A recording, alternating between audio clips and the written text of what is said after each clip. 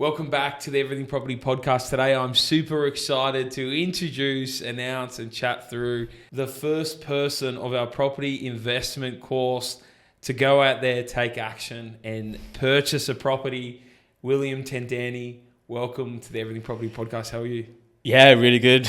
It's me, first ever podcast, so a bit, Mate, that's all right. Fluttery. You're not a Excited, podcaster. anxious. You're not Yeah. someone that's appearing on all of these every week. But I appreciate you coming in to chat about it. I think one of the reasons why, as I was saying off air, not only because you were the first person to get in and buy using the course, but obviously you're quite young.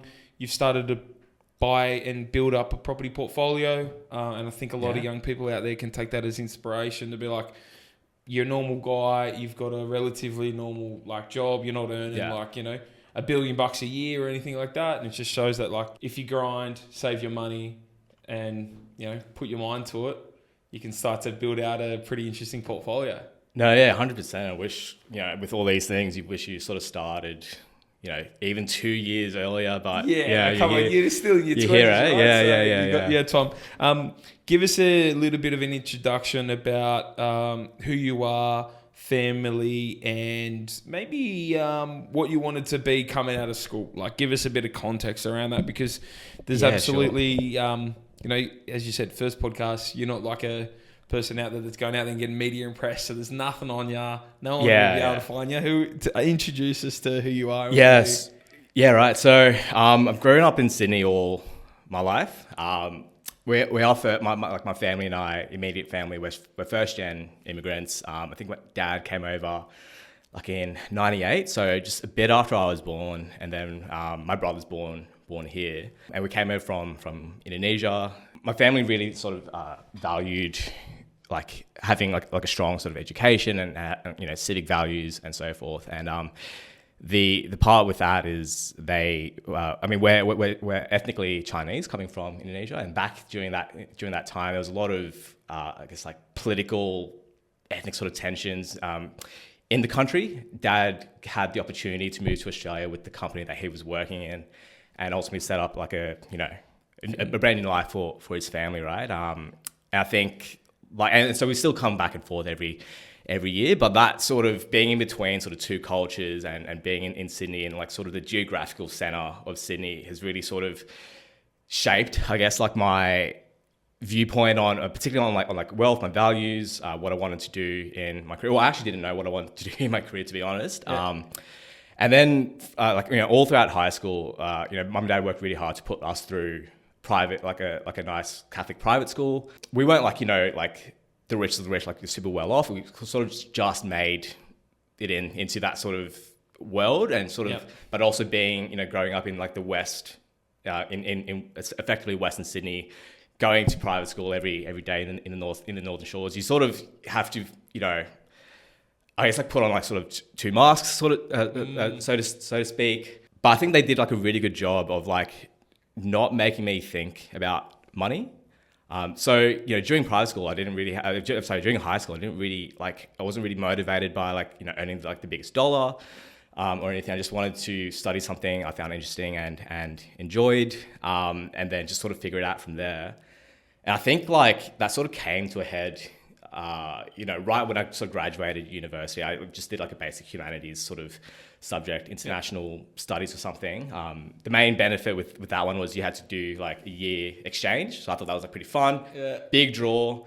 After that was all said and done, you're sort of left after the exchange, after you've got that big expensive paper in your hand. Okay, well, what do I do now? I've applied to all the grad jobs and all that. They weren't hitting me back and all that. So then and there, that's when sort of money became a real big concern, focusing on a career and all that. And that also sort of coincided with COVID sort of happening. Yep. I guess from there, I fell into how I got that investing journey sort of started was through around the COVID period, where a lot of finance type content was circulating, making the rounds. I think the FIRE movement was getting really sort of popular. Yep. And from there, I think started sort of chucking all of my money into equities and crypto and stuff like that. Okay. And then I forget like when exactly like that switch came, but it was just I think it came across like a property based like podcast or like a YouTube video, and I think like I sold all my all like the stocks and all that money I'd saved up and got into my first property from there. So it was just about at the start YouTube research and trying to sort of put the best foot forward, right? Yeah, pretty much. I think like my sort of investment education journey.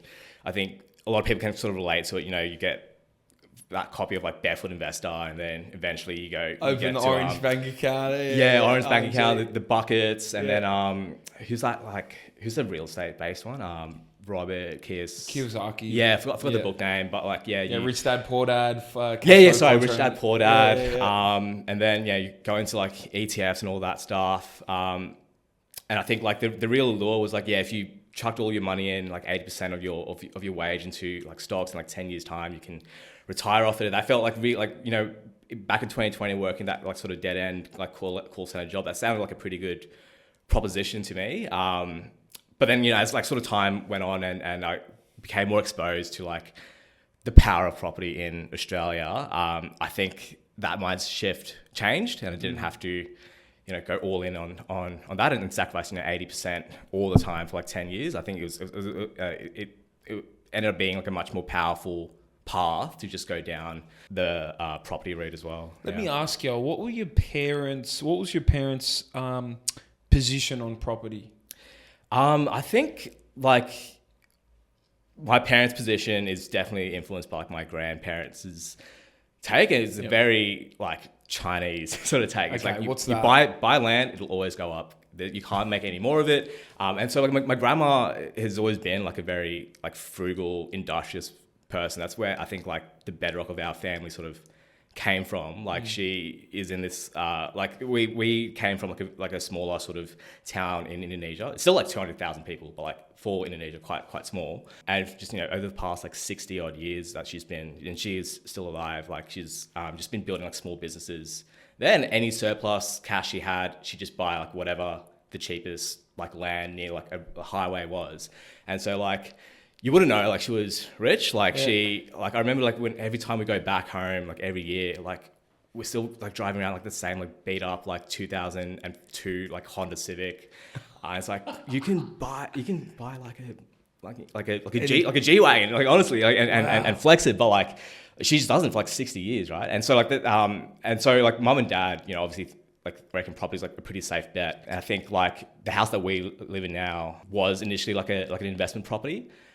And, I think they've like sold it off and dad used the proceeds to like start a business as well. But yeah, definitely like pro property. It's like a safe bet. It's like the backbone of like your family sort of wealth type thing. Yeah. And that's obviously, sort of safest houses. Yeah, exactly. Yeah. Safest houses. And tell me the journey to get into the first property. The first property is always, look, I say it's the hardest. Yeah. Because it's all the saving of that first deposit and that journey to education and getting sort of in the market is always the hardest. Or what was that like? What was that like for you? And what were you doing? What were you doing for a job? Give us a bit of context there too. Yeah. So. I think like we'll start with like the when of the property. I think it was the back end of 2022 was that first purchase. So like I said again, like in 2020 is when I sort of got my first like big boy job. Not in like the first like sort of full time outside. You've graduated. And yeah. It wasn't in like the career that I really wanted to do. Like it wasn't really like a sort of career job. It's just like a full time job. Do you remember the salary back then? Yeah, it paid pretty decently. It was like 80K off the. Fuck, that's good, man. Yeah, so I wasn't for grad. Yeah, no, yeah, well, it wasn't a graduate sort of job. Yeah, but you're just out. Yeah, like all your mates would have been on 50 grand. But it would have been like a pretty dead end. Like after that, like there wasn't really any further like, sort of movement up there, and it was like not that great of a job either. And so that's what kicked off like my interest in like the whole FIRE movement, investing, etc. So I think from like 2020 on, I'd begun to like develop pretty good saving and investing habits. So like, immediately pay yourself on payday, 50% goes straight into stocks or whatever, or like just directly into savings, right?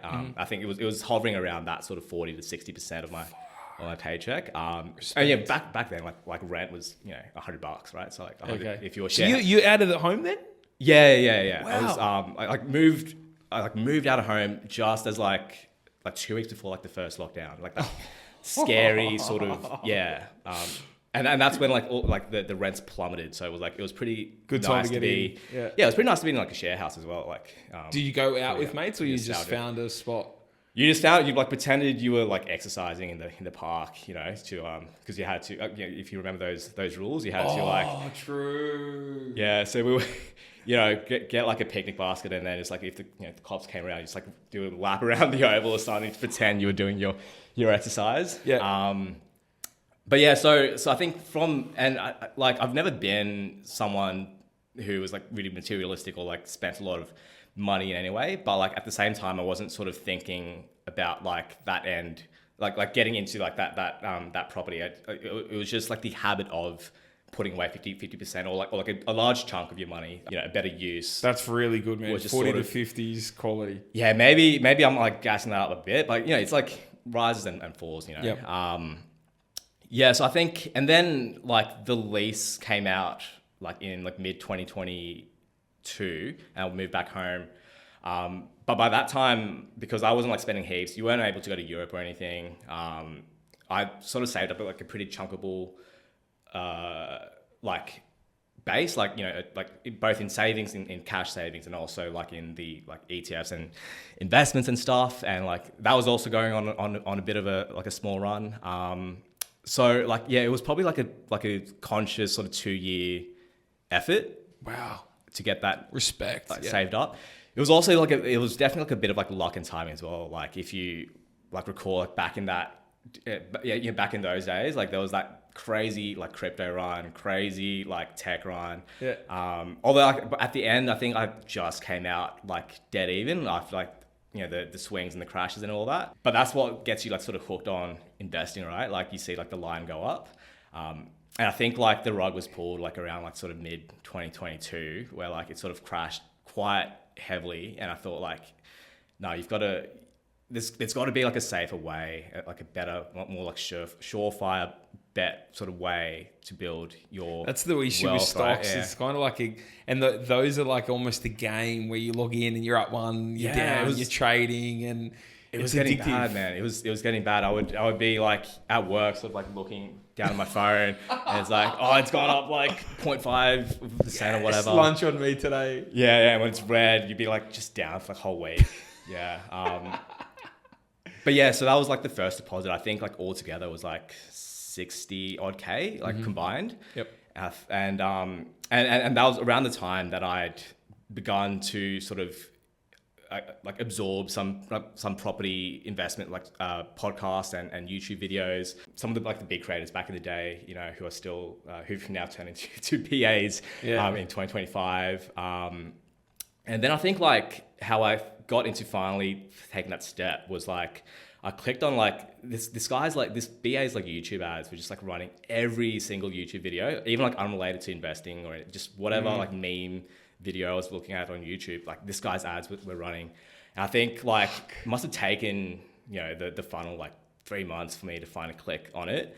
But yeah, well, I did, and then obviously like he had I think common with all their funnels is there's sort of like a mini course in there. They showed you like the power of like leveraging in property and how you get from like 1 to 10 and all that. And I thought and I was having those conversations with mum and dad, and they put me onto a broker who was like a broker friend who was retired, and then like he had like 9 properties. So I thought, there's something to this. Like I don't know a lot of people who have actually made, like they've retired off of stocks alone, but mum and dad clearly know people who've, got sizable property portfolios and, have been successful in that sort of domain.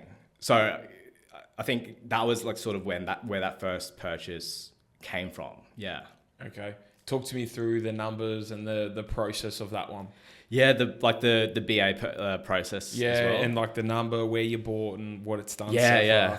Run me through. So there were like a few sort of brief creation meetings with that BA. I will say like the actual guy himself was like quite good. The company around it maybe not so much. It weren't name and shame, but yeah. Yeah. He suggested the three big capital sort of cities at the time that was beginning to pop off. So Adelaide, Brisbane, Perth.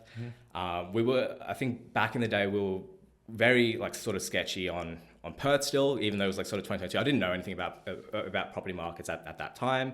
But then after sort of like running through the numbers that like, this thing sort of, if you buy, sort of within 30Ks of the CBD, the rent still pays for most of the outgoings back in the, because it was like sub 1% interest rates back then as well, hey? Like, yeah. Those are the days, man. Those are the days. Yeah, so I think we got engaged, and then they were just sending us properties through like after 2 or 3 days, 1 or 2 properties each time they sent them through. What do you think about this one? What do you think about that one? With a nice sort of shiny prospectus. And also I didn't have like the skills or the knowledge to really understand like what you were looking at. Yeah, what I was looking at. The thing would say like, it's a nice family oriented area. It's got like X industry, blah blah blah.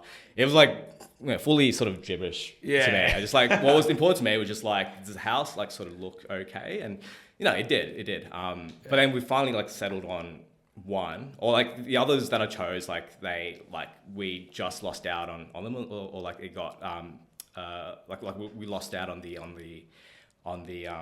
bid. Yep. And then I think the one we ultimately settled on was in like the northeast pocket of Perth, in like that Averley Ellenbrook sort of region. And the way it was sort of described to me was it's sort of like the Castle Hill, like the hills sort of district of Perth, if that makes sense. I'm not sure like how accurate that is. But I did sort of looked it up on like Google Maps. I was like, oh yeah, checks out. And like, back, like I still remembered like in 2015, 16, mum and dad going, oh man, we should have bought like another one in Castle Hill back in the day, like back then. And, it's now like $2-3 million sort of properties and stuff. So I thought, you couldn't really go wrong. So the actual, like the numbers that we sort of settled with, I think the purchase price was $435. Renting, the appraisal was sitting at $450. Great. The appraisal, yeah. Just over 5% yield. Just over 5% yield. We had the property settled, and then it actually ended up renting out for like $540, or someone offered $550, but then they found something else, and then ultimately that first tenant we got paid $540 at the end, like right after sort of settlement. So yeah, pretty good like sort of start. No like big sort of dramas that I knew of at the time, obviously, because I didn't know anything. But there was no like roof that caved in or like immediate sort of. I've heard a couple of those. Yeah. But sort of looking after having done the course and looking back at it now, and looking back at that point in time, Perth 2022, like late 2022, it's like, could you have done better for like $435? I like definitely reckon you probably could have way better. Like this, like the current property, very small block, newish sort of estate, or not that new, but like sort of 10 years old and stuff. But yeah. So that was. You don't really know, but the good thing, the lucky thing is obviously not the worst purchase you could have made either, right? No. So yeah, you've had the opportunity to you've had the upside in some capital growth off that one. Yeah. You get bit by the bug. Yeah. And then you quite quickly or gradually prepare to go again and buy your next one. So tell us about the thinking and the that process too. For number two, after seeing what the first property was doing in terms of just washing its own face, and even I think the rates were climbing then, and there was like all that like sort of media scare about prices were going to tank, and it wasn't tanking. After that, I felt like I was really onto something in terms of property. So I think with my mortgage broker at the time, I hadn't met my current mortgage broker at the time, but I was sort of doing everything I could to get educated to understand like what I needed to do to get into that second one. But I hadn't really like, I felt like there wasn't like the level of education out there wasn't enough for you to actually go out and do it. To actually like, even like just the basics of like what is like a cooling off period in the contract period, right? I let the BA handle all of that, and it seemed to like work out sort of fine for me. So I thought like, you know, just rinse and repeat that process. Engage on the BA. This time it was a different BA because, you know, the red flags were sort of like beginning to show with like the company of the first BA, right? Yeah. Come off the plan apartment, sneak it in. Yeah. We know what they're a whole like. bunch of investment schemes they were like trying to pump. But yeah, I was, you know, just chewing through every like property podcast sort of content that I could, you know, find the time to listen to, and all of them, you know, well, and with the benefit of sort of hindsight, all of them were essentially like other sort of BAs talking about their story. But you know, I was solid. So like, there was one particular BA who is quite, and he's like quite good, but I definitely resonated with like his way of getting undervalued, off market, distressed properties, and Deal guy, real deal guy. Yeah. Like Big deal guy. Yeah. And I had like that first conversation with him in like 2023. But it was at a time when I had just sort of changed jobs, so I needed like that extra 6-month buffer. But he at least put me on to my current broker, who you've had on the podcast, Jai Cow. Shout out. Yeah, he's a good JD bloke. Capital. Yeah. And so, and I think that like strategy session with Jai like really opened my eyes, like what, like the realistic sort of numbers, not like a 10 property portfolio, but realistically like what the next 4 properties would look like for me, what I would need to do to achieve that in terms of like growing my income at the time and moving forward with my career and so forth, and what those 4, and like what even just having 4 properties would do for you. Yeah, in the long like, run. you know, Freaking oath. buy 4, hold on to them for and then just sell 2, like simple sort of, That's it. you know, bread and butter type property strategy, right? So yeah, I was like pretty restless that whole sort of 2023 up until like sort of 2024 when I could get like the 6 months worth of pay slips to go again. Was your decision to change job, was that purely out of the job and a good opportunity, or was it like a property based decision? Yeah, it was more like a career based decision. So like that first job I was in was completely dead end. There was no growth opportunities there. Now my current sort of job, I started in like the ground level of like an actual sort of graduate program with like the New South Wales government, and then there's a lot more like sort of opportunity and avenues. Yeah, that you can explore. But that, like, you know, sort of stagnated my income for that period of time. And yeah, I think we were ready to sort of pull the trigger in about like April with that BA. And we bought again in Perth, this time around for 520. So I think he managed to get it supposedly under market by 550. But in like a hot market, it's really hard to sort of tell how well you did. That one was a bit under rented until November. So you had to like sort of stomach that cash flow loss, which I wasn't used to at that stage, right? It was all like sunny days. Oh from yeah, 1% interest rates, 5% yield on 6% actually on purchase and stuff. Back in the days. But that was like the first time I had to like fork out like $200 to cover per week. Yeah. So I was like really salivating until November when that lease was due, and I think the market rent was going to go up from like, I think they were paying like $450 as well. Oh no, sorry, $435, and then it was going to go up to like $620. So I was like, oh yes, finally. Yeah. So I think we'd settled in April, and I was just waiting until November until we could get that cash flow back, and then I made the decision to the manager to send that on to the tenant, and I didn't hear back for like ages. We sent that a bit early, like I think in like August, and then like I think 2 weeks from November, it got the news that the tenant had gone through like a really bad divorce. You know, they're like a single mom. The dad, you know, just like up and left. You know, is in Bali or something. Just really big sort of story. And I was like, fuck, well, what do I do? Like, I can't, you know, raise the rent on like a single mum with like a daughter and stuff. And I was like, oh shit. Right, just leave it. Just leave it where it is. Really? Yeah, well, I couldn't didn't have the stomach to raise it. I think we raised it to like 450 just to cover a bit of the extra expenses that came up. But I was thinking like, you know what? Like it'll help me sleep a bit better at night. Just like making sure like she's got like a place to live for the moment. And like it's just like leave her there. It's like $100-200 a week. I think like negative.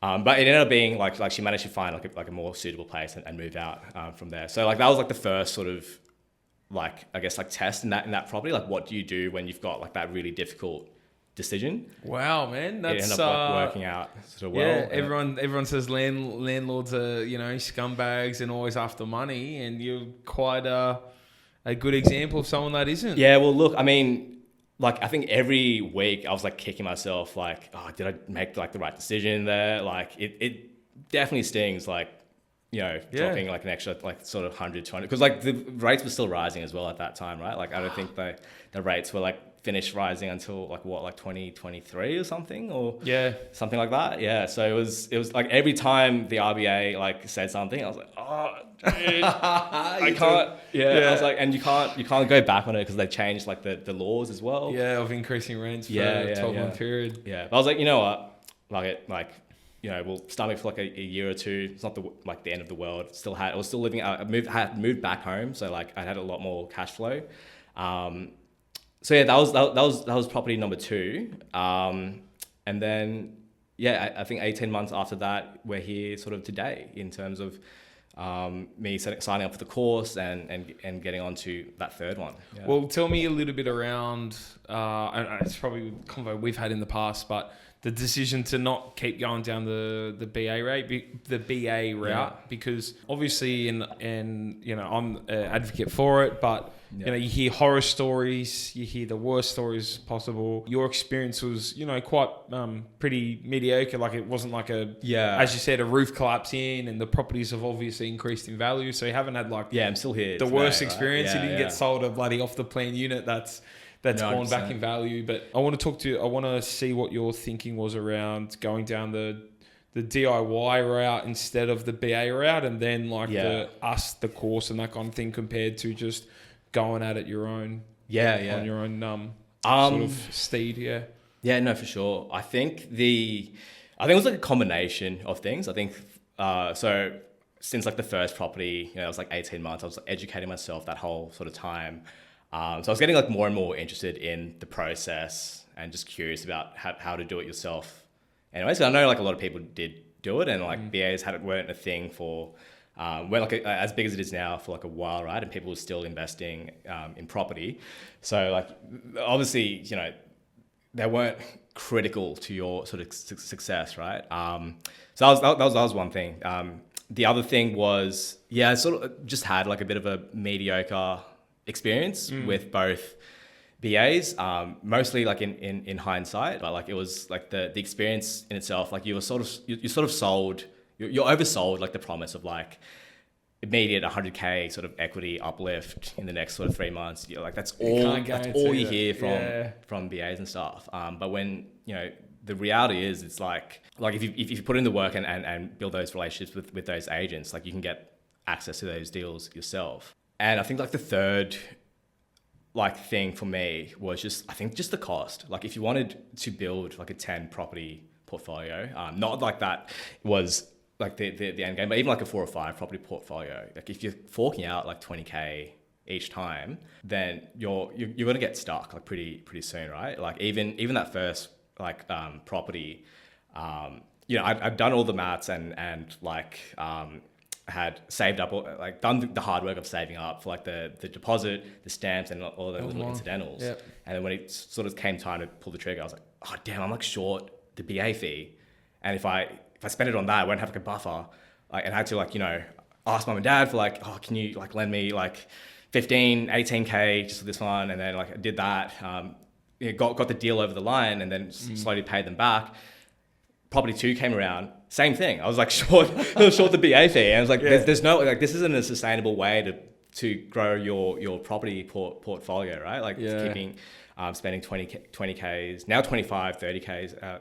If you want to have dinner with the person, it's I've seen some of it. I think we've talked about a few of them, but that's interesting. And then I guess my question off the back of that is, how did you find? And I think we've done. I was thinking about when you're talking, I was like, fuck, this could almost be like a one chop podcast, like not needing to do like edits or anything like that, because the setup and the amount of time and effort to put this together. I mean, we haven't done much prep, but how did you find that process of coming in, going through the course, learning from everyone, the experts, and then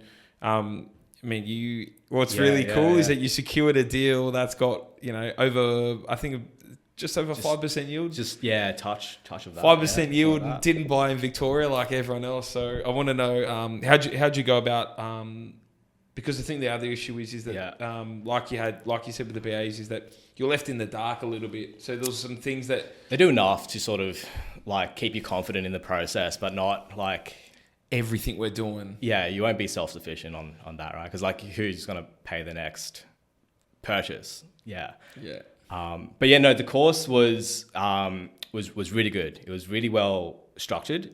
So I think like coming in with like a bit of knowledge, it's all disparate sort of knowledge. You've sort of gained it from like some YouTube video talking about like how one guy built like a 9, whatever. Yeah. And like the little tips and tricks there, you're trying to sort of distill into usable knowledge yourself. And so it's a bit messy in your own head. So I think the first sort of value of that was just having it all in one very like structured, like a uni course sort of way, so that you can, from start to finish, if you're a complete newbie, by the end of it, you're almost like gearing, like restless to almost hit the phones and call the agents. Cool. But I think even beyond that, because it's just so much like content that you would only sort of get by, like, if you just went out and did it yourself without getting educated, it's only like knowledge and experience that you would get from sort of, well, actually, from experience, or from like sort of failing and failing at those hurdles sort of thing. So I think like one of like the most, and I think I've said this before to you, like one of the key like thing I was getting stuck on in terms of just doing it myself and pulling that trigger was, what do I say to the agents? Do I just like who do I call? Like, I'm fine with like dealing with like my own broker and stuff, and he can tell me like how much I can borrow and all that, and I'm fine with like sort of finding the suburb. Although you can always be better in terms of like how you approach that process, of course. But you pick out like any sort of major capital city or regional center sort of suburb, and it's probably bound to be like a decent enough suburb, right? Like, hopefully we obviously teach a little bit more. We teach. We can analyze a bit more. So you get a dartboard in Australia and you just throw it. Yeah. But like that stuff wasn't like mystifying to me. Is what I meant. It's actually like, once you've picked that suburb, like, who do I call to like make things happen? Do I call like a real estate? Like, are they on your side? Like the real estate agent? Surely you're not going to call up like Rain and Horn and ask for like, whatever the next deal is at 550. There's got to be like a more like a negotiate, a structured way to go about it. Yeah. And so like that core, like that, just that like module of like with Scott Agate, I felt like I would have paid like the price of the course. Price is going up. Don't say that, bro. Just for that module. Or take it out, I'd say you can say it again if you want clean. Yeah. So that was like the, I think that what really sort of flipped that mind, that what caused like the mindset shift from, this thing is it's too hard, it's too intimidating, there's too many steps in the process, towards like, actually it's quite like, there's a structure to this. There's a process. There's stuff you can do like tomorrow to like move the needle a bit and move forward slowly. And I think that was like the real value for me in the course. And yeah, like in terms of, and I think it came at like the perfect time, right? Like it lined up with exactly when I could borrow and go again. And so, yeah, now we've got deal number 3. Yeah, tell us about you didn't buy in Melbourne, you didn't buy in Perth, which is really cool. Obviously not Darwin, so we're running out of states, but you secured a really great deal. And what I found really interesting was that like quite quickly once you follow those steps, it was like, hey, I've got this off market. What are your thoughts on it? Hey, I've got this off market. What are your thoughts on it? So, how did you sort of find going at it yourself, and when you started talking to the agents to getting the deals, was there like an aha moment where you were kind of like, fuck, I could have done this myself from the start, you know? Yeah, no.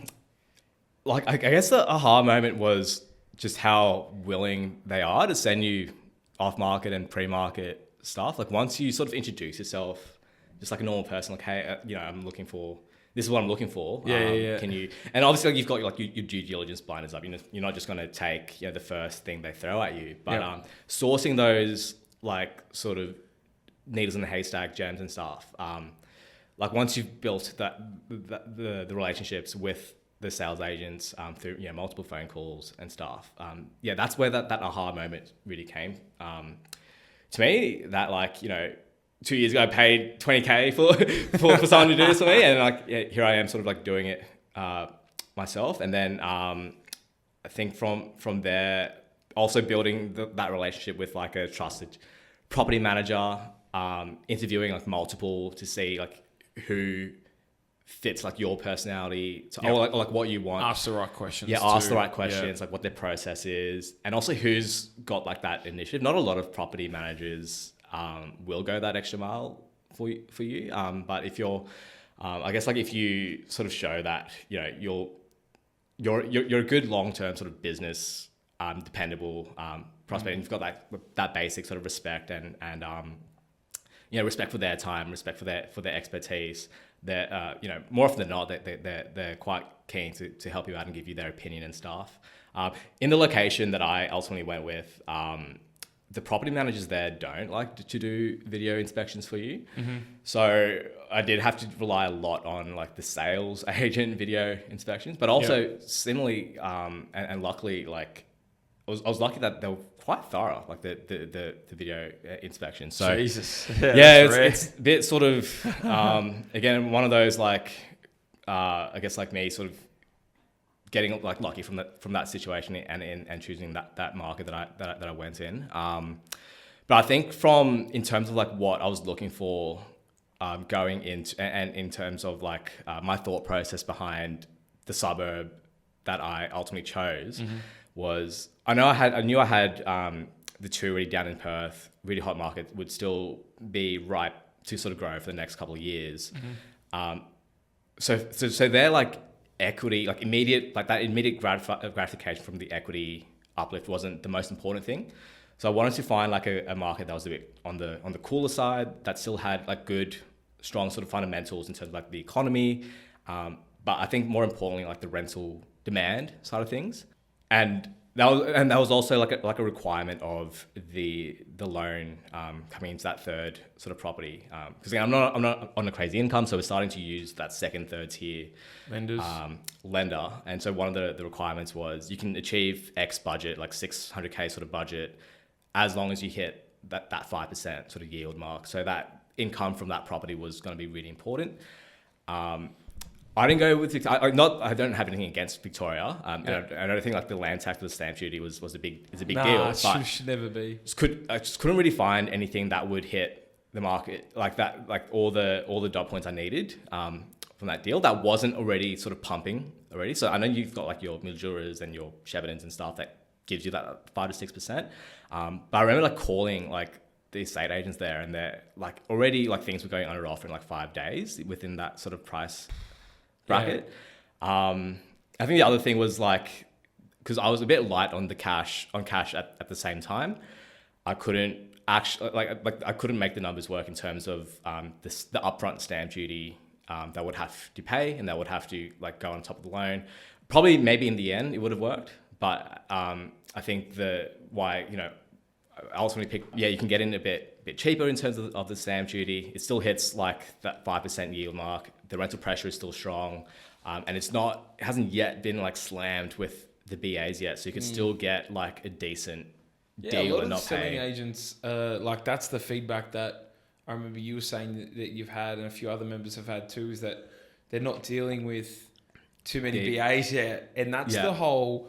Half of it is, in my opinion, is that like everyone nowadays, like with platforms like Hashtag, everyone gets access to the same data, but it's being able to read and interpret the data so that, because half of it is finding the suburb with the good data, and then the other half is actually getting in a deal, because people get into like go to those markets where it's BA's crazy and it's like 500, then it sells for 580 or 590, and it just blows everyone out of the water. And on my personal YouTube channel, it stacks up, right? Like it doesn't stack up. But on my personal YouTube channel, there was like examples of people sending deals in, and there was this one in Victoria, the Geelong one. Yeah, that one. Yeah, it was like major structural damage. All the comps on the street for like were like 420 or something, and then there's like the buyer's agent bought it for like 480 or 490.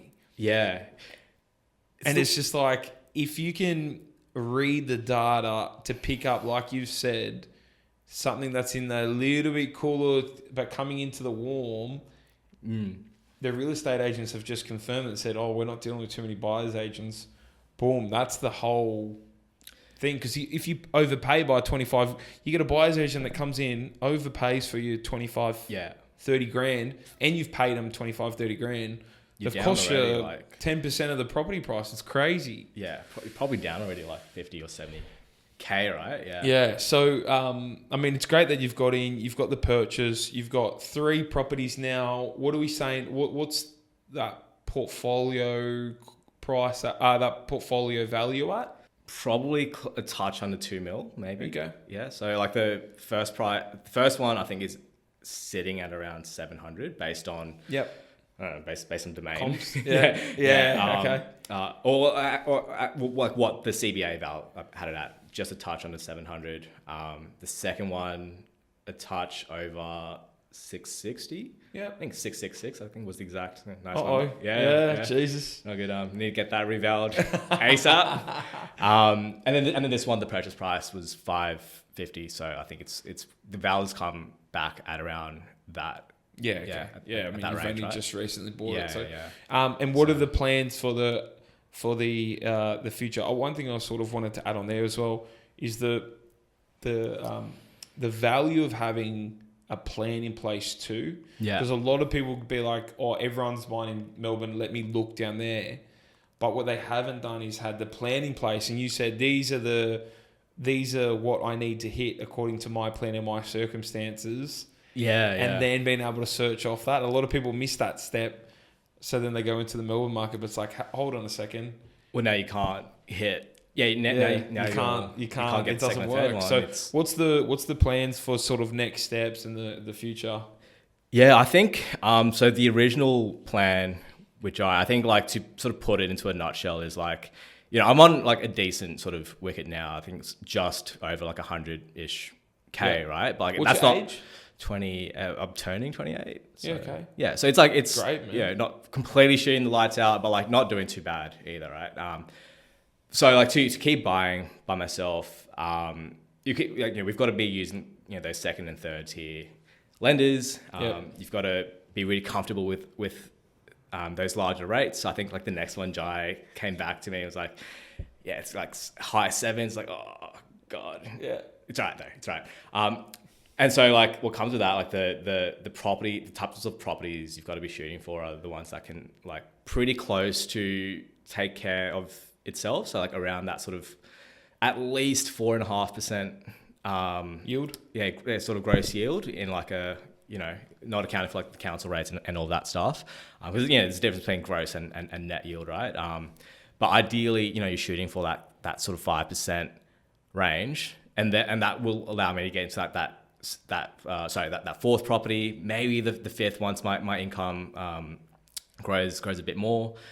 But at the same time, the advantage is like because the yield is already pretty decent, like it's not like it's not impacting on your life too much. Like you can afford to hold a lot more, or a lot more properties that are only negative, 10K versus one in Melbourne that's could be negative like 30 or 40K a year depending on your That's so true. And like purchase price. Yeah. You don't have, as you said, you don't have a crazy salary, but the fact that you can hold these and still, lifestyle isn't sort of fully compromised or anything. Yeah. Like it's going to be great. So do you know what the next property looks like in terms of price or anything like that?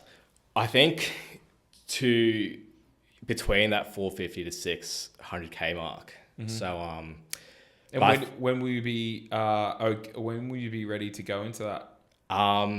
Pretty much as soon as I can push that income a bit further. Or I can probably go now for like a bit lower than that 450K mark. But what can you really get for that? So it might be a harder sort of conversation to have with the broker. Yeah. But I think probably the sensible thing is to sort of focus on that career first, and then get that pay rise, which it's not too far away in my eyes, and then get like a pretty decent property for that sort of close to 600K bracket. So yeah, I think that maybe sort of this time next year, hopefully. But in the immediate sort of future is, I think I shared with you as well. I was trying to bring my brother along on the property journey as well. So I think at the same time I was completing your course. I just got him to like go get his first one with the BA. Just get in as soon as possible.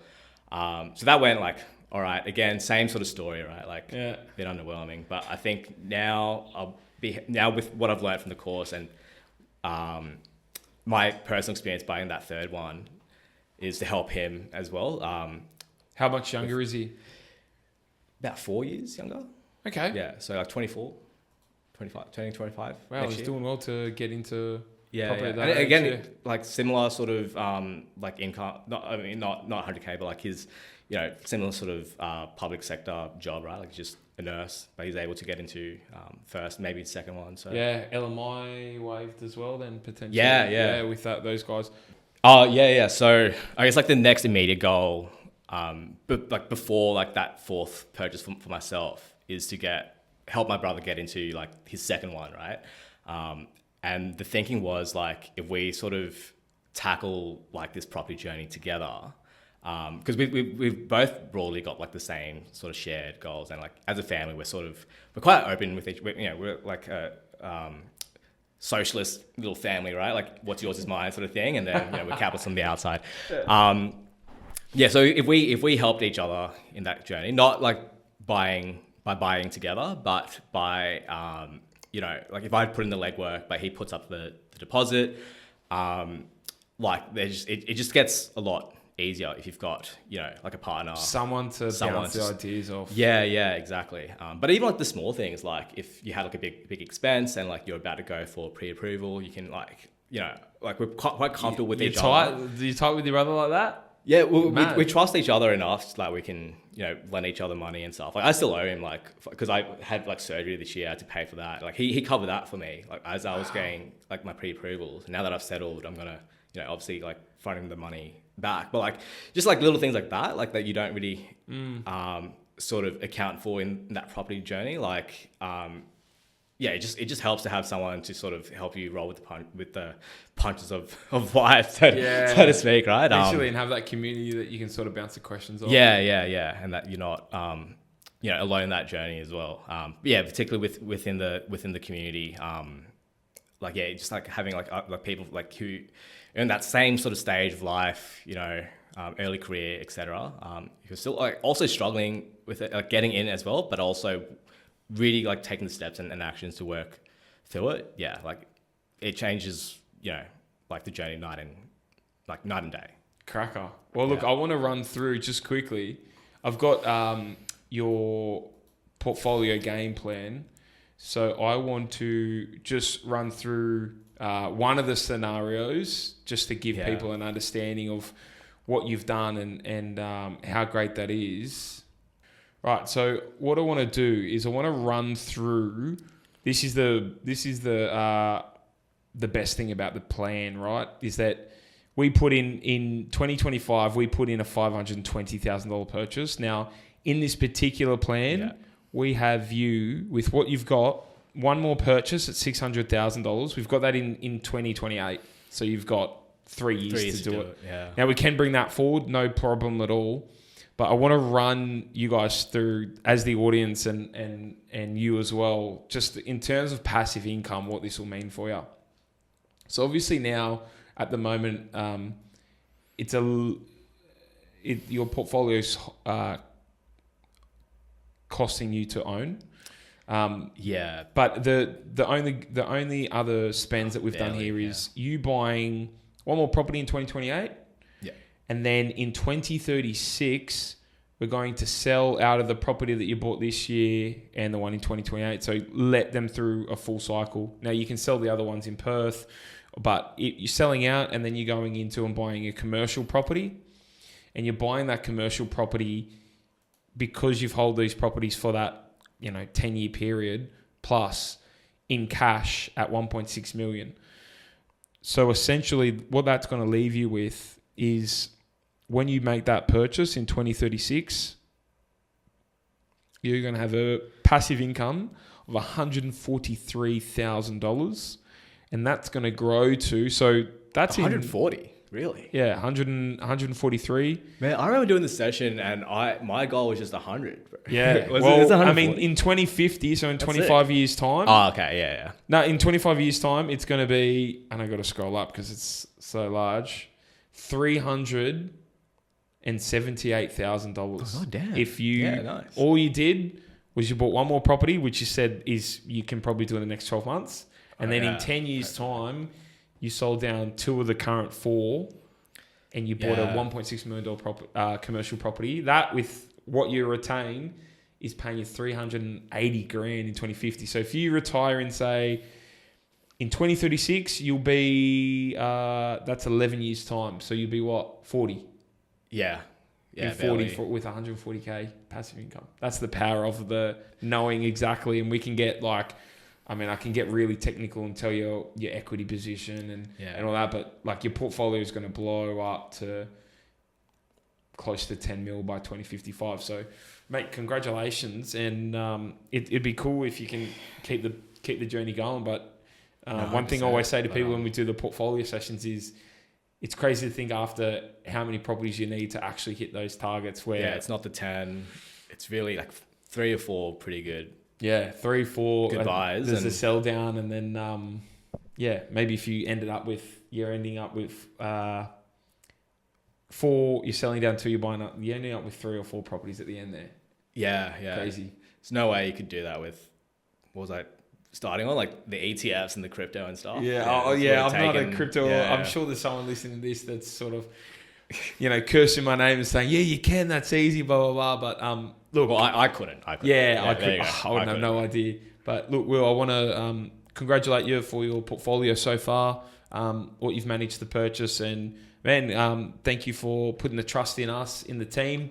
Right, and it's good that you've delivered first one off the cab. We'll get some of the other members that have purchased in after. But yeah, I'm keen. I just wanted to dedicate an episode to Mr. Number One. Lives on the Everything Property channels for forever. And mate, we usually end these episodes with one bit of advice for our audience and then a quote you live your life by. So what's your bit of advice for everyone out there that's listening? I think one, it's like a quote and a bit of advice, and I'll probably butcher the quote. I'm not even sure where the quote came from.